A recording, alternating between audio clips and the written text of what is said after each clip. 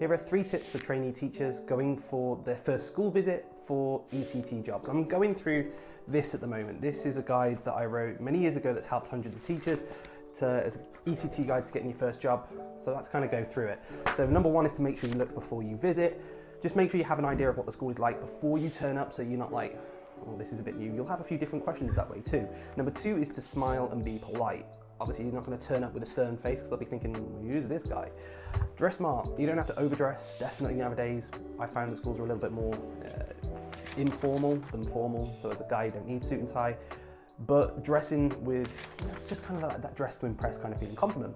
I know that as a teacher, if a trainee teacher comes around looking at displays and they give a compliment, I'm like, okay, I like you, I'll remember you, you know? And that's kind of, it's just if nothing else, it's a nice way to make someone feel after going around and for them to give their time up, just something to give back, you know?